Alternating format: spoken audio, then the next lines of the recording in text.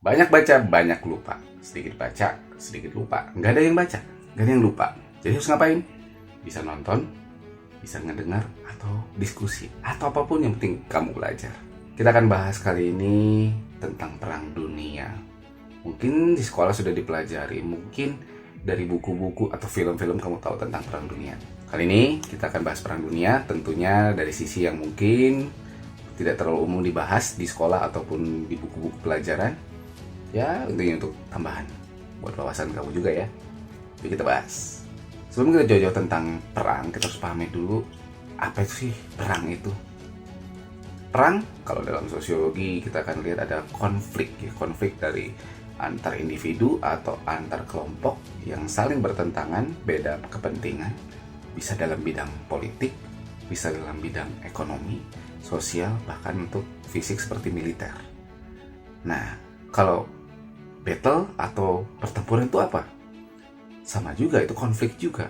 Terus apa yang membedakan dengan perang? Apa yang membedakan pertempuran dengan perang di sini? Kalau perang, konfliknya ini cakupannya luas, lebih universal dan waktunya cukup lama. Sementara kalau pertempuran itu bisa dalam waktu yang singkat dan pada tempat yang spesifik. Kalau dalam Perang Dunia II itu ada pertempuran Iwo Jima, pertempuran Saipan, pertempuran Normandy, pertempuran di Stalingrad.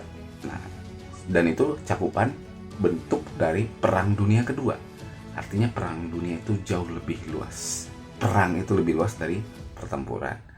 Nah, tadi kita sedikit singgung Perang Dunia. Nah, Perang Dunia apa dong kalau gitu? Perang Dunia artinya apa? Kita harus paham dulu. Kenapa disebut Perang Dunia? Apakah berlangsung di seluruh dunia?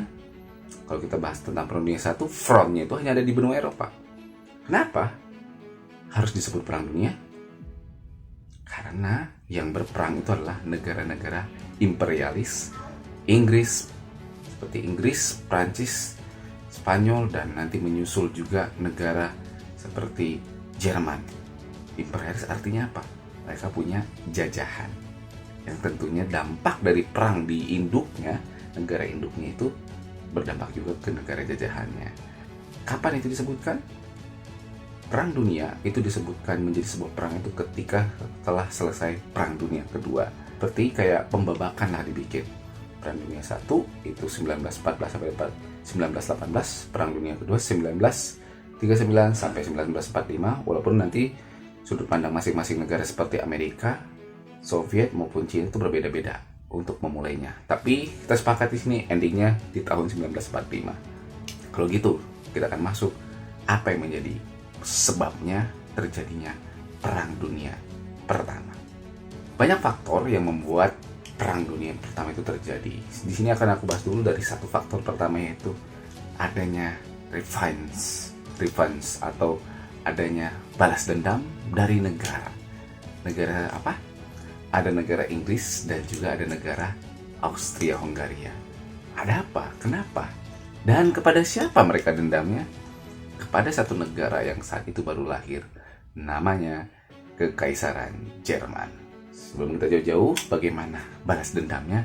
Kita bahas dulu seperti apa lahirnya negara Jerman di sini. Jerman, kita harus pahami dulu, bukanlah menjadi sebuah negara kayak yang kita perhatikan sekarang ini ya. Dulunya itu dia itu beres perang Napoleon itu ada Kongres Wina namanya ya. Kongres Wina ini di situ nanti berkumpul semua negara-negara pemenang yang menang terhadap pasukan Napoleon ya. Seperti Austria, seperti Inggris, seperti negara Rusia ikut serta juga situ. Nah, mereka itu membagi-bagi bekas-bekas wilayah yang sempat dikuasai oleh Napoleon. Nah, salah satu wilayahnya itu adalah wilayah rumpun-rumpun orang Jerman. Walaupun Austria termasuk dalamnya, tapi ada sebagian wilayah Jerman itu lebih pro ke Prancis saat itu atau pro kepada Napoleon. Nah, rumpun-rumpunnya itu nanti membentuk suatu konfederasi. Jadi kerajaan-kerajaan kecil yang kita sebut namanya Deutschbund. Pada tahun 1815, Deutschbund ini terdiri dari 38 negara-negara Jerman ya, seperti Bavaria, Prusia, Westfalen, dan segala macam, ada 38. Tapi ini diketuai, kepalanya itu adalah Austria. Sehingga mereka ada 39 negara ya. Sekali lagi, yang mengepalai Deutsche Bund ini adalah Austria. Sekalipun mereka satu bangsa dan satu bahasa, tapi ada yang menjadi perbedaan antara Austria dengan bangsa-bangsa Jerman lain, sehingga nanti kelak jadi bom waktu bangsa Jerman pengen memisahkan diri nantinya. Kita harus pahami dulu, berarti ini kan, nah kita harus pahami bahwa Kongres Wina ini sebenarnya tidak menjadi sebuah win-win solution, karena ini seperti bom waktu nantinya, terutama untuk beberapa negara di konfederasi. Sekarang ini konfederasi ya, konfederasi itu kayak kalau kita bilang itu negara mereka kumpul seperti Uni Eropa. Prancis, Jerman, Belanda itu kan masuk Uni Eropa ya, itu negara berdaulat semua. Mereka belum united ya, jadi mereka belum sebuah negara kesatuan. Nah, lambat laun dari sebuah konfederasi ini pengen bersatu, dan itu nanti dimotori oleh satu negara bagian yang cukup besar yang kita sebut namanya Prusia. Ya, kerajaan Prusia ini mereka tuh pengen membuat Jerman bersatu tanpa Austria. Konflik ini terus berlangsung, mulainya itu nanti tahun 61. Dan itu pada zaman waktu itu Prusia punya raja namanya Wilhelm I dengan perdana menterinya atau kanselirnya bernama Otto von Bismarck yang luar biasa, sang baja Eropa itu. Wilhelm I dan Otto von Bismarck yang sudah mulai merasa lumayan berjaya ya Prusianya, itu pengen melakukan suatu kebijakan namanya remilitarisasi atau mengembangkan kemiliterannya di Prusia. Nah, ini tentunya tidak diinginkannya sama ketuanya yaitu Austria. Tapi ya Prusia kekeh, sehingga terjadilah konflik. Justru anehnya begini, pemerintah Prusia, Otto von Bismarck dan Wilhelm itu melawan parlemennya sendiri atau DPR-nya sendiri yang kebetulan lebih pro ke Austria, sehingga ada konflik internal antara parlemen Prusia dengan pemerintah Prusia itu sendiri. Walaupun nanti akhirnya tetap yang kayak memegang kendali adalah Prusia, tapi ini cukup merepotkan internal Prusia. Lantas kenapa Prusia itu pengen sekali membuat militernya sendiri? Ya intinya mereka ingin membangun kekuatan dan pengen melepaskan diri dari Austria. Deutsche Bund itu dibubarkan atau mungkin dia tetap ada tapi tanpa Austria. Mereka seperti itu. Kenapa? Karena bagi mereka Austria itu secara budaya tuh ada yang berbeda, terutama dari keyakinan. Orang-orang Jerman, kita ingat reformasi gereja, itu cikal bakal lahirnya agama Protestan. Sementara Austria itu sangat kental sekali dengan Katolik Roma. Apalagi wangsanya atau dinasti dari Austria itu, rajanya itu Habsburg itu adalah salah satu yang mendirikan Holy Roman Empire atau tahta Romawi Suci pada saat itu, yang nanti terbagi jadi 3. Sementara Prusia itu dari wangsa atau dinasti Hohenzollern. Nah, di sini ada juga kayak persaingan antara dinasti Hohenzollern dari Prusia melawan wangsa Bavaria atau dinasti Bavaria dari Austria. Nah, ini ya salah satu akar masalahnya. Sehingga terjadilah perang selama 6 minggu nanti tahun 1866, dan ternyata yang menang adalah Prusia. Sampai sini dulu kita lihat bahwa Prusia berhasil mengalahkan Austria. Apakah langsung Jerman bersatu di sini? Belum. Prusia masih tetap bergelut karena masing-masing negara itu masih ada yang masih ragu lah untuk bergabung dengan Prusia membentuk sebuah kesatuan Jerman. Nah, ditambah ya kita harus pahami lagi tentunya Prusia juga melihat situasi Austria pasti akan membalas dendam. Kalau kita lihat di peta, kalau ini adalah Jerman, nah ini Deutsche Bund ya, ini negara Prusianya di sini. Nanti ada negara kecil, Westfalen, Bavaria segala macam. Nah, inilah Austria. Inilah Austria. Nah, sementara ini Perancis ya, Perancis. Ini adalah Inggris, kita bikin UK, ini Spanyol. Oke. Nah, jadi Jerman atau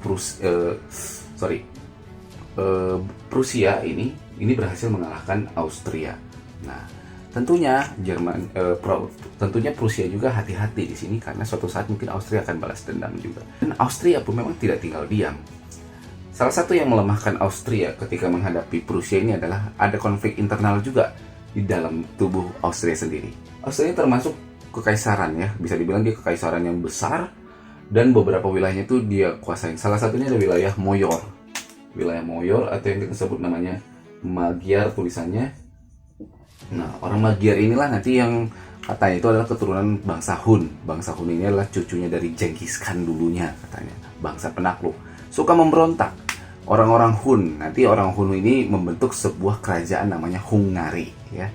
Nah, karena ini dulu memberontak, zaman-zaman ini ada Prusia juga sedang menggerogoti melawan Austria tahun 1866. Nah, Austria akhirnya melihat ini harus dirangkul nih. Akhirnya orang-orang Moyor itu dirangkul sama Austria. Pertama, mereka diberikan hak otonomi. Jadi Moyor ini diberikan hak otonomi dari Austria, Kekaisaran Rusia. Jadi mereka punya kebebasan untuk pemerintahannya. Tapi mereka harus mengakui satu tahta, yaitu Kekaisaran Austria. Jadi tetap ada kayak kebijakan otonom di daerah mereka, tapi mereka tetap harus mengakui satu tahta, mirip kayak Kesultanan Jogja dengan pemerintahan Republik Indonesia. Nah, dalam hal ini Austria menjadi kaisarnya, tetap pemimpin dari kaisarnya. Nah, karena diberi hak otonomi ini, maka namanya pun sudah berubah lagi nanti, supaya orang Moyornya mau bersimpati kepada Austria, sehingga lahirlah nanti Austria-Hongaria. Itulah kekaisarannya. Nah, itu kita catat dulu di sini bahwa Austria-Hongaria ini juga sedang bersiap-siap untuk menghadapi Rusia setelah kekalahannya di 1866. Ada satu negara lagi juga yang sebenarnya tidak senang kalau bersatu Jerman ini nanti, dan dia sangat kesal dengan Prusia. Ini kita sebut Prusia ya, Prusia. Dia tidak senang dengan Prusia, yaitu sebuah negara di sebelah barat wilayah Konfederasi Jerman yang kita kenal namanya Prancis. Nah, Prancis ini tuh khawatir ya. Prancis pada saat itu dipimpin dari seorang raja namanya kaisar ya, antara kaisar atau seorang kaisar bernama Napoleon ketiga. Nah, Napoleon ketiga ini adalah ponakannya dari Napoleon Bonaparte, kaisar pertama ya, Napoleon I, yaitu dia punya adik namanya Louis Bonaparte, nanti melahirkan Charles Napoleon, nanti mengangkat dirinya menjadi kaisar, disebutlah nanti Napoleon III. Nah, Napoleon III itu khawatir. Pertama itu dia ada sisi khawatirnya adalah kalau nanti ya Jerman ini bersatu, ini dia lihat potensi Prusia, apalagi berhasil mengalahkan Austria. Ini bisa gawat. Prancis ini udah musuhan nih sama Austria, musuhan lagi nanti sama Jerman, kan gawat. Belum lagi di barat dia ada musuh bebuyutan, yaitu Inggris. Jadi Napoleon III khawatir kalau terbentuknya nanti maka Prancis akan berbahaya situasinya. Kalau secara geografis musuhnya ada di sekeliling dia. Nah, itu kekhawatirannya. Itu yang pertama. Yang kedua itu ada memang romantisme juga. Kalau memang wilayah ini dulu bekas wilayah yang ditaklukkan oleh omnya atau pamannya, itu Napoleon Bonaparte, sehingga ada satu wilayah yang kaya akan baja di perbatasan ini ya, namanya, kalau orang Jermannya bilangnya Alsace-Lotharingen, kalau orang Prancis namanya Alsace-Lorraine ya. Nah, ini tuh penghasil baja segala macam. Memang pada saat itu masih jatuh ke tangan Prancis ya. Nah, ini dikhawatirkan nanti ini bisa diambil alih nih sama Prusia kalau bisa membantu Jerman. Ini jadi kekhawatiran juga. Intinya Prancis takut tersaingi lagi, tambah musuhnya di sebelah timur. Dia udah cukup melawan Austria, Hongaria, nanti jangan sampai ada akhir lagi Jerman. Sehingga Prancis mungkin juga cukup keras dan seperti memberikan semacam ancaman intimidasi kepada Prusia di sini. Ditambah pada saat itu juga ada sebuah revolusi di Spanyol. Ya. Di Spanyol itu Ratu Isabella itu digulingkan oleh rakyatnya sendiri karena dianggap korup. Rakyatnya ini masih terpengaruh dari hasil dari revolusi Prancis ya, mungkin. Jadi ratu yang dianggap korup ini, dianggap tidak membela rakyat ini, pengen diturunkan dari tahtanya, dan ironisnya itu harus digantikan oleh seorang raja lagi. Nah, rajanya itu bukan dari orang Spanyol, malah diambilnya dari bangsa lain. Rakyat Spanyol pada saat itu meminta yang menjadi raja menggantikan Isabella itu adalah Leopold. Leopold Hohenzollern. Sekali lagi, Leopold Hohenzollern, adik dari Wilhelm I, Raja Prusia dari Wangsa Hohenzollern. Kebayang, dia meminta ini untuk menjadi pemimpin di Spanyol. Tentunya, apa alasannya? Ya mungkin ada melihat sisi kehebatan Hohenzollern ini, terutama bisa mengalahkan Wangsa Habsburg, Austria. Terus mungkin dia teringat juga dengan kekuatan Napoleon yang dengan keluarga-keluarganya juga. Jadi pengen ini keturunan-keturunan orang hebat nih, orang Hohenzollern ini. Sehingga mereka mungkin pengen itu yang menjadi rajanya. Tapi tentunya hal ini sangat-sangat dibenci oleh Napoleon III dari Prancis. Bayangkan wilayah barat ada dua nantinya, Jerman sama Austria, Hungaria, dan selatannya nanti ada Spanyol. Di baratnya ada Inggris. Ini timur ya. Nah, ini jadi masalah dong bagi Napoleon III. Sehingga Napoleon III nantinya meminta sampai mengancam kepada Raja Prusia Wilhelm I untuk menolak penahbisan adiknya Leopold menjadi Raja Prancis. Napoleon mendesak dan itu direspon oleh Wilhelm I dengan menyatakan menerima alasan itu. Dia menolak adiknya untuk ditahbiskan di Spanyol. Entah apa pertimbangannya, mungkin juga untuk menjaga ketentraman dulu, karena apalagi dia baru beres perang lawan Austria. Nah, jadi dia menolak itu. Tapi Prancis atau Napoleon III sini tidak puas. Dia pengen pernyataan dari Wilhelm I itu harus hitam di atas putih. Harus ditandatangani secara resmi bahwa dia menolak dan tidak akan menahbiskan adiknya di sana. Oleh karena itu dia nanti mengutus Menteri Luar Negerinya Benetti. Benetti itu nanti diutus menuju Prusia untuk meminta agar Wilhelm I itu menandatangani, membuat pernyataan bahwa dia tidak akan mencalonkan adiknya menjadi Raja Spanyol. Segitunya lah Napoleon III. Nah, ini jadi masalah lagi. Ketika dalam perjalanan Benetti itu sedang perjalanan menuju Prusia. Ternyata Wilhelm I di sini kita tahu sendiri dia punya partner luar biasa, itu Perdana Menterinya itu Otto von Bismarck. Itu bisa dibilang sahabatnya juga. Dan itu sangat klop sekali, dan Otto von Bismarck itu sangat loyal. Ada satu cerita di mana Otto von Bismarck ini pernah menyamar jadi warga biasa, masuk ke bar, dan di situ ada orang yang sedang mungkin sambil mabuk ya, mungkin menghina Wilhelm I. Seketika, mohon maaf ya, diambil botol minum dan dipecahkan kepalanya ke orang itu sambil berdarah-darah, dan dia mengusir orang itu. Pergi kamu dari Prusia. Segitunya dia cintanya sama rajanya. Nah, dari sini kita tahu betapa loyalnya dia terhadap Wilhelm I. Sehingga Wilhelm I itu ada satu momen dia selalu ada cuti gitu ya. Dia pergi untuk berlibur, salah satu istana favoritnya itu ada di Baden-Baden. Nah, dia itu liburan di sana. Nah, kalau dia udah liburan gitu, berarti semua tanggung jawab pemerintahan itu diserahkan kepada Otto von Bismarck di ibu kota ya. Nah, ibu kota Prusia, dia yang bertanggung jawab semua keputusan juga seperti itu. Pada saat Benetti pergi ke Prusia pada saat itu, pada saat Benetti pergi ke Prusia, sang kaisar itu sedang masa cuti, dia berlibur ke Baden-Baden bersama keluarganya. Sehingga ketika Benetti nyampe di istana di ibu kota Prusia, Otto von Bismarck melihat, wih, siapa ini? Kok ada bendera diplomat nih? Pas dilihat, oh, Prancis gitu. Disuruhlah masuk. Ternyata adalah Menteri Luar Negerinya.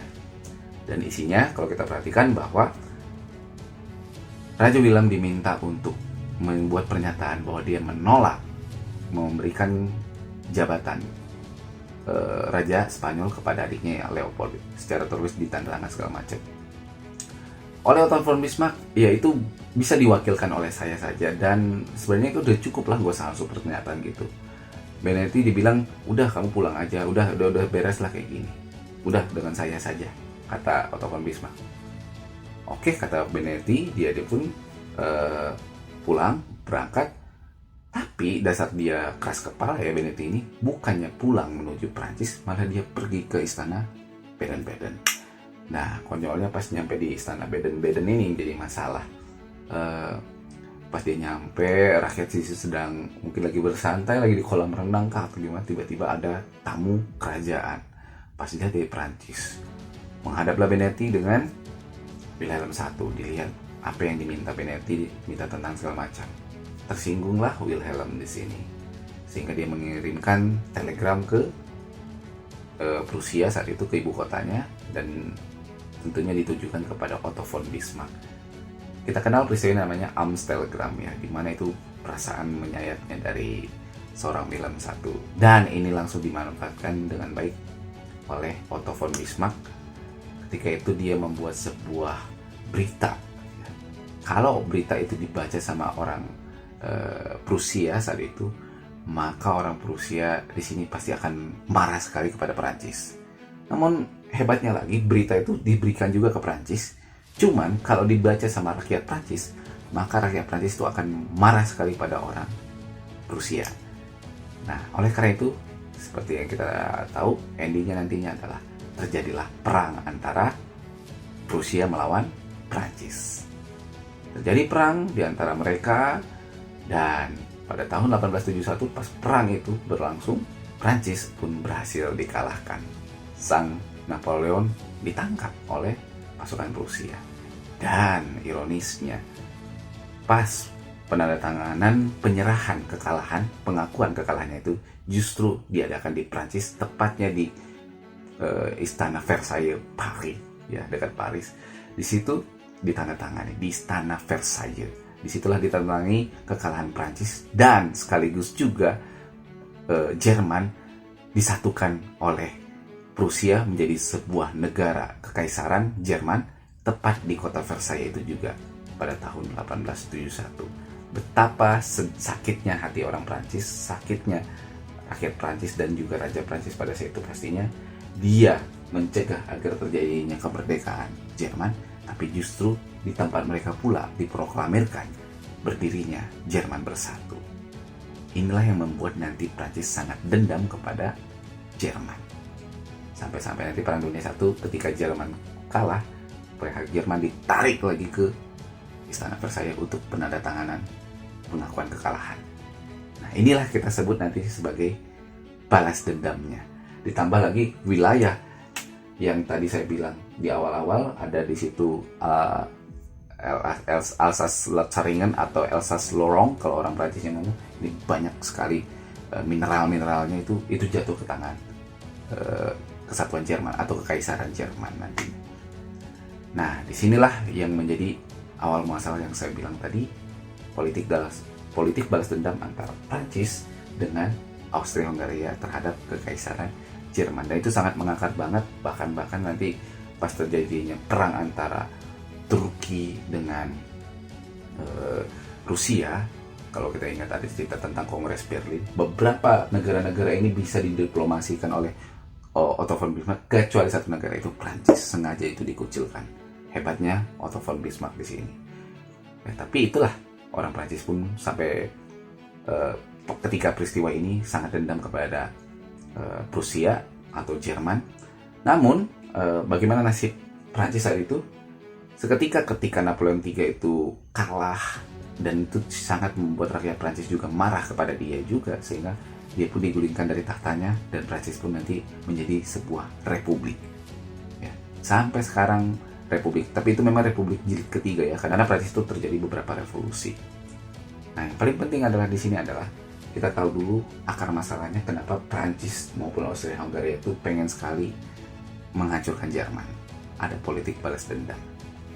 Oke, mungkin itu dulu mengenai latar belakang Perang Dunia Pertama yang dari sisi politik balas dendamnya. Sebab umumnya dulu aku bahas tentang politik balas dendam antara dua negara ini terhadap Jerman yang merupakan senternya juga nanti di Perang Dunia I. Nah, untuk video selanjutnya nanti aku akan bahas dari sisi yang lain sebab umumnya.